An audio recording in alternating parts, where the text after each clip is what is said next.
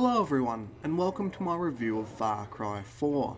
My apologies if I sound a little off during this video, that's because I'm a little sick at the moment, but since this video is already late, as I wanted to have it out a few days ago, I decided to just push through and get it done. So I've played all of the main Far Cry games, including the Xbox exclusive ones, and I really enjoyed all of them, mainly because I love open world sandbox games, and that is basically what the Far Cry franchise has always been, even if each of the games has gone about it somewhat differently. In fact, Far Cry 3 was my second favourite game of 2012, so I was really looking forward to Far Cry 4. So, as soon as the game starts, you'll be thrown into a rather lengthy cutscene and introductory sequence. And while it does a good job of setting up the story, in my opinion it took far too long. I'm not exactly sure of this, but I think it was like 8 to 10 minutes into the game before you were even given control over your character, so it was a bit much. And the tutorial was also a bit longer than it needed to be, but those are really minor personal gripes and shouldn't affect your experience too much. So Far Cry 4 is set in the Himalayan region, which means a lot of mountainous terrain and even some snow when you head higher up into the mountains during some sections of the game. So it's quite a departure from the tropical islands of Far Cry 3. And I must say that this is probably my favourite setting to date. Don't get me wrong, I did love the tropical islands, but a lot of games have already done that. The Himalayas, however, not so much. It helps that the game is also very good looking. I know most people preferred the brighter and more colourful setting of Far Cry 3, but I found this to be just as good, with special mention going to the game's outstanding lighting system. Seeing this in action at dawn or dusk is just amazing. So it looks good, but how is the optimization?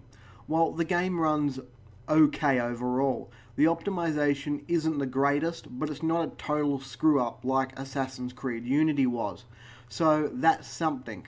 However, there are also quite a few problems, such as pop-in issues from time to time, as well as some really poor texture in some places. But it's an open world game, so things like that are going to happen. But there are some more serious issues. These are things like the lights and shadows flipping out, making everything either pitch black or blindingly white. And then we have the biggest problem that most people have run into with Far Cry 4, and that is the game being made unplayable by constant micro-stuttering, and this effect seems to be really random. Now, I myself haven't run into any of these major problems, but I'm not saying they aren't there. I have seen them myself in other people's videos, but my experience with Far Cry 4 has been almost flawless. I think the game froze on me once, and that has been it. But it does seem the majority of people are running into a lot more issues than I did, so just be warned.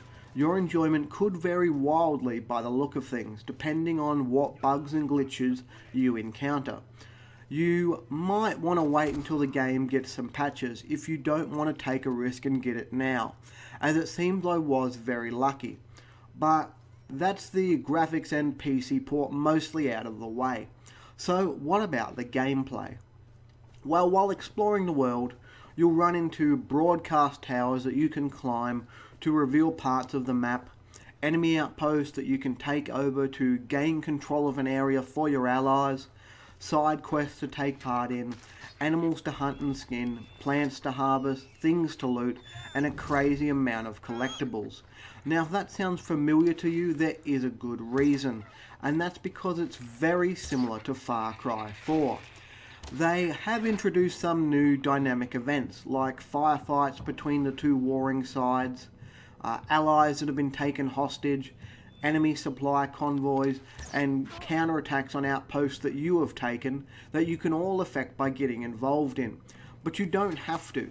If you just go on your way, they will sort themselves out. So it's a nice touch, as it makes the world feel more alive and keeps things interesting while travelling. But besides that, things remain mostly unchanged. But special shout out has to go to the Shangri-La gameplay sections. Even if they weren't nearly as many as I wanted, and they weren't nearly as important as I was expecting, they both looked amazing, even more than the normal game, and controlling the White Tiger was just a ton of fun. So more stuff like this in the future, please, would be smiled upon, I think. I'm actually surprised it didn't play like a major part in the story, because for all the promotional stuff leading up to the release, I thought it would. So I was a little disappointed that it didn't play a critical story role. Next up, we have the combat. So combat works just like the previous games, and has everything you've come to expect, such as a good assortment of different weapons, from pistols to sniper rifles, rocket launchers, flamethrowers, and my personal favourite, the bows.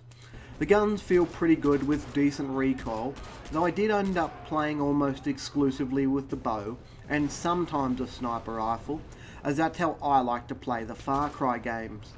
Far Cry 4 does suffer from some mouse acceleration issues, however, and it took me some time to get used to it, so just be aware of that going in. The leveling up system also works just like before, with you putting points into different skill trees to unlock new abilities as you gain experience and level up. This time around, however, there are only 2 skill trees compared to the 3 in the last game, and while there are a few new additions like the ability to ride elephants, which is even better than it sounds, most of the remaining skills are just the same from before. So overall, I would have to say that the character customization is a little weaker than in Far Cry 3. In 3, you even got this little bonus of this cool tattoo that grew up your arm as you leveled up your skills, and it reflected your choices. Sadly, nothing like that here, which is a bit disappointing, as I think they could have done a lot more with the skills. For example, being able to control animals like the hunters do in the game, or like the White Tiger in the Shangri-La sections, that would have been awesome, if maybe a little overpowered. But the Far Cry games have always had this tied in with nature feel and doing crazy things. So I think pushing that more could be a really good idea. Just for some examples, how about a skill called Tiger Pounce? Perform a takedown at 3 times the normal distance. Or Rhino Charge. Sprint forward at twice the normal speed and knock down anyone you come into contact with. Things like that I think would make the skills a lot more interesting, and I think the game would benefit from it. But that's basically most of the character customization done. So lastly, we have the story. So one of the things that was praised in Far Cry 3 was the antagonist Vaast. This was because both his dialogue and personality were really well done and very memorable. Many people said he was one of the best villains in a modern video game, and I would agree. But the main antagonist of Far Cry 4, Pagan Min, is just as good in my opinion, if not a little better. He manages to come across as totally insane one second, but then calm and relaxed the next.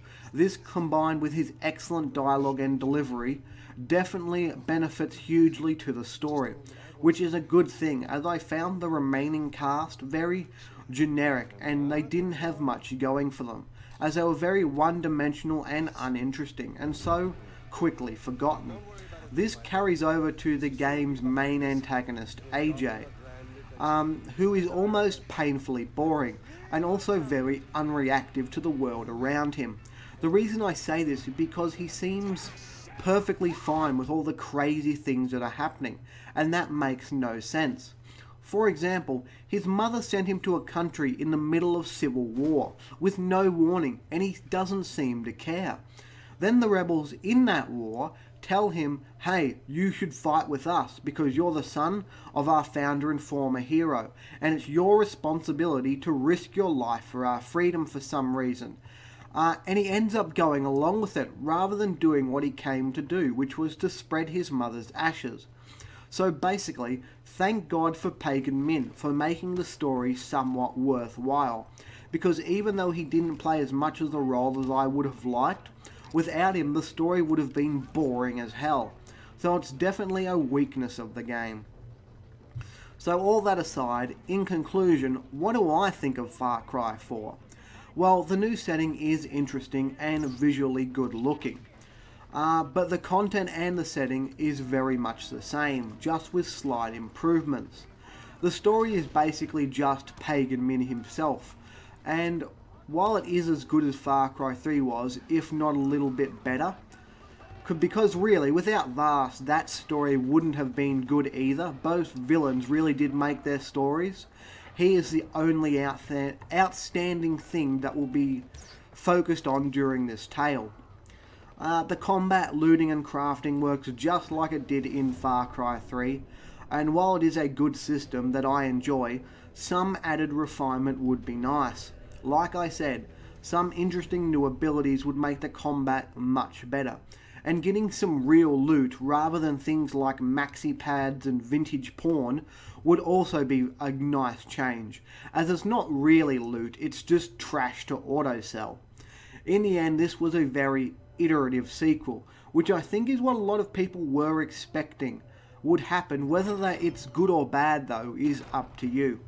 I, however, am fine with it, as I was more than happy to have some more Far Cry action.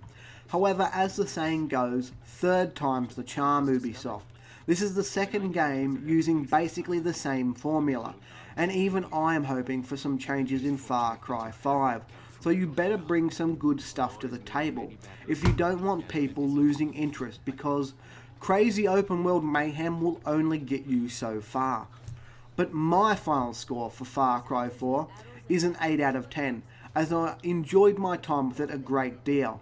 However, I scored it that high because I personally didn't run into any of the technical issues. If I had, the score would have reflected that, but I didn't. So you should probably be aware that you might run into the issues like I mentioned above, and that could affect your enjoyment. But that's pretty much everything I wanted to cover. So if you liked the video and want to see more, you can subscribe to the channel, it's always appreciated. But regardless, to everyone, thanks for watching, and I hope you all have a good day.